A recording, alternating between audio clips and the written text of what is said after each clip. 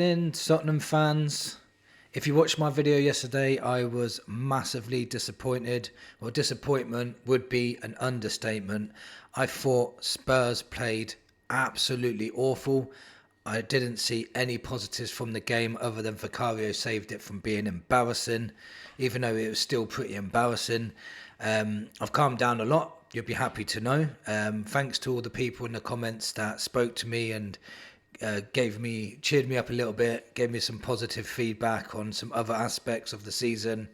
And I'll try to go into this video a little bit more optimistic, although the video is going to be about how worried I am for the next fixtures coming up. Because as much as you can have that positive feeling, you can have that positive outlook, you still have to look at things logically. And when I look at the fixture list logically and the way we're playing and the way that our attack is almost zero, we had a XG against Chelsea of 0.05 at home to Chelsea. I've never known us to be that bad in attack in my life. And when we're Spurs fans and we're used to Harry Kane, Jermaine Defoe, Robbie Keane, Berbatov, Klinsmann, Sheringham, Hoddle, Waddle, we're used to that. And then looking at our attack now, it's so poor. And it's not the attacking players in itself. So I'm not just blaming people individually. It's as a collective. The attackers are not getting the ball. No one's giving it to them. We were very negative with our forward passing. Even when we had a free kick, then we should have kicked it into the box. We were passing it backwards or going short. Even for corners, going short. And for me, it was baffling. So in that game in isolation, I wouldn't blame the forward players for not performing because they weren't getting the ball whatsoever. But it's something we really need to work on, or these next fixtures that I'm going to read out and go through them and give you my logical reasoning as to why I'm worried. If we don't sort out that front line, we're going to have major, major problems. I looked at the table. We're fifth now because Manchester City just won, but we're 7 points from 17th. Only 7 points from 17th. The Premier League is so bunched together and so competitive now. A few more losses and we could be right down that table. Then all of a sudden, all the positivity from the beginning of the season where we were third and second and, fighting at the top, all of a sudden that could be taken away very, very fast. And if you're playing pragmatic football and losing, so you're watching boring football and losing, it's very, very hard to get on board with. It really is. That's all I'm saying about that. I'm trying not to be too negative about it. But let me just go through the fixtures because we've got Copenhagen on Tuesday. So literally in 2 days' time already. Games come thick and fast. No wonder we get so many injuries.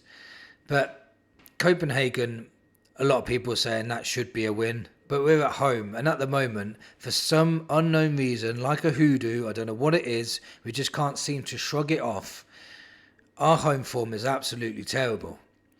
Now, we won against Villarreal in our only Champions League home game, so I'm hoping maybe it's just a hoodoo in the Premier League, and maybe we can get a victory at Copenhagen. We need something to give us some sort of positivity going into the games after that, because Copenhagen are a good side. They wouldn't be in the Champions League if they wasn't. But if we don't win that, we've got some very, very tough games coming up and low on confidence. It's going to be a long, long, long month. Now, after Copenhagen, let's say we got a win. I'm going to be a little bit positive and say we beat Copenhagen. Probably get a corner or something and win 1-0. So we've beaten Copenhagen. And then literally 4 days later, I'm glad it's 4 days later and not 3 days later. It gives us that extra day, which was going to help massively. But we're at home again to Manchester United. Now, if we win at home against Copenhagen, we might start thinking, right, we can carry on this home run of wins, one in a row. And Man United last season, as terrible as we were, we still beat them 4 times. So, but Man United have massively improved, in my opinion, as well. They've won 3 and drawn 1 in the last 4 games. So it's not going to be easy at all. They're going, put it this way, they're going to have a week to prepare. They're going to be high press. They're going to be relentless press. They're going to be quick passing, and they will score goals. That's what they do. If we don't compete with them, battling wise, ball wise, duels, aerial duels, second balls, if we're not on it, Man United will turn us over. But because we are so good at beating Manchester sides, we have a possibility that we could win 2 home games in a row and then start thinking about building on that. That would be absolutely amazing if we could do that.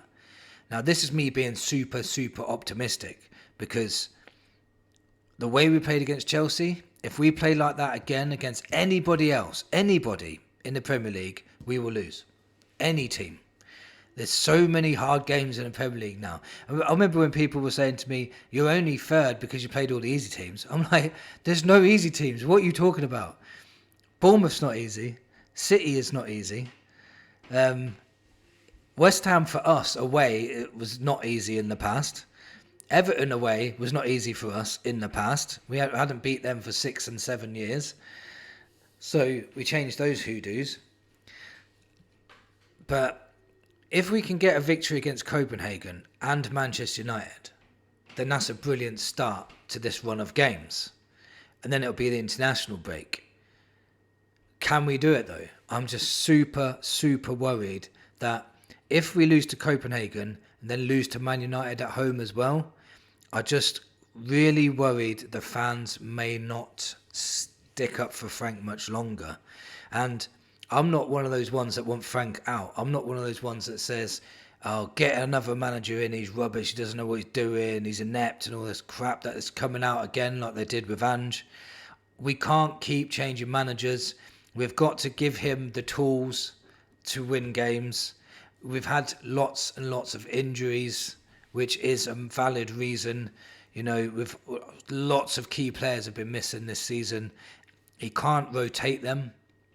So it's very, very hard to keep them fresh. And it's going to be the same against Copenhagen and against Man U. It's going to be very hard because he can't rotate anyone because we're basically on bare bones with players. So if we can get 2 wins there, I'll be over the moon, but I'm very worried about it. After the international break, we're away to Arsenal. Now, the way I saw us play the other day and the way I watched Arsenal play the other day, this, in my mind, logical brain, is a foregone conclusion. A ground we never win at. We haven't won at there for many years. And they're at their peak. They're at their best. This is the best Arsenal team they've had. Best Arsenal squad they've had in a long, long, long time. And we're going through a very poor phase at the moment. This is why it's really important to beat Man United and beat Copenhagen, to give us that little bit of confidence.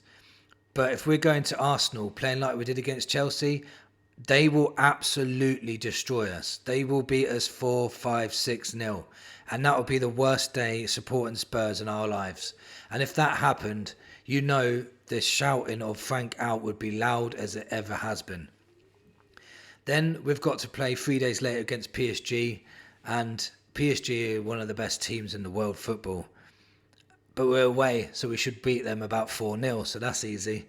On the next one. After that, 3 days later, we're at home to Fulham. Hopefully our home form's improved by then and we could give that a good go. It's another 8 o'clock kickoff though. Not great. But under the lights, if we've won the 2 home games previously before that, hopefully the fans are up for it and we can go again. Then 4 days later, we're at home again. 3 or 4 days later, we're going away to Newcastle. Again. So we've got to try and beat Newcastle away again. This time it's in the league, and it's a few days after the Fulham game. It's not getting easier at all. It's away, so we might stand a chance, but we didn't beat them away last time. So we'll see. But we rotated heavily last time we played them. And I saw some good things against Newcastle last time. But will we see that again? I'm very worried. And this is what I'm saying. I'll be saying this all the way through the video. I am worried. After that, 4 days later, we're at home to Brentford. Like I keep saying, if our home form's improved, we'll be more confident going into that game. But Brentford are very good this season as well. They've beaten Liverpool this year already. They're just very hard to beat at the moment. This is Frank's reunion against his old mate as well, who got the job after him. And it's going to be a difficult game again. There's no easy games. 3 days later, we're at home to Slavia Prague. Let's hope we can beat them. Then we're away to Forest. A rejuvenated Forest by then, I'm assuming, under their new manager. So anything can happen there too. Then we're at home to Liverpool. I'm so worried because every time I look at the fixture list, I don't think there's an easy game. After Liverpool at home, we've got Crystal Palace away, who also are doing well this season. Then we've got Brentford away. Then we've got Sunderland at home, who are in the top 5 at the moment. There's literally no easy fixtures in this league, and especially when you're decimated with injuries, confidence is low, players are underperforming, your attacking is poor. Frank needs to fix it fast because we've got so many hard games coming up. If Frank can't get this right, his job will be on the line. And that's not because I want him out. That's because I reckon the majority of the fans will not tolerate losing week on week on week and not creating any chances or not even looking like we're trying to score goals. Now, I know it's not going to be like that every week. And to be fair, when we played Newcastle, I saw some good things. And when we played Everton and we beat them away, I saw some really good things then too. So I know we're not going to do it every week. And there's always a chance we could hit form at any time and it just clicks. And the strikers start working well together and we start playing the ball forward more and we start being more brave on the ball. Players stop giving the ball away and all of a sudden it's getting better. Just remember when Pochettino was in charge, everybody wanted him gone when he first started. It took a Harry Kane last minute goal against Aston Villa, when Villa were poor by the way, when they were around 15th in the league. It took a last minute Harry Kane goal for Poch to keep his job. And then it seemed to just click. Remember, everyone said, but we saw progression with Poch. No, we didn't. It was really poor. The pressing was off. People were pressing at the wrong times. We were getting opened up easily. We wasn't that Poch team that you remember. It was very poor at the beginning. People wanted him out. So just bear that in mind as well. And regarding players, when we're jumping down players' throats, I always criticise players that have been here for 2 or 3 years and still doing the same things over and over again, like Richarlison, Johnson still doing the same things. When we bring Richarlison and Johnson on to try and get a goal, my head was in my hands because I thought that's our subs. They're bringing on Estevio, however you say his name. They're bringing on Gittins and we're bringing on Johnson and Richarlison. So I understand why it was difficult for Frank because his options were very poor. Bergvall went off early as well. We've had lots of injuries. We've had lots of bad luck. Hopefully when forward players come back, Mawani's coming back to full fitness now and match sharpness. Solanke will be back soon. Kulusevski will be back in probably 2 months maybe playing by 2 months hopefully. And hopefully the January window will sort this out. But if Frank don't sort this out soon and get us playing attacking football to win games, especially at home, I think people will start turning. And I'm very, very worried about this fixture list. I don't know about you guys. Let me know in the comments what you think. Are you worried about this fixture list? Or do you think Frank will get it right and turn things around? He hasn't got long because of every 2 or 3 days and it's hard to get players on the training field. Thank you for watching and come on you Spurs.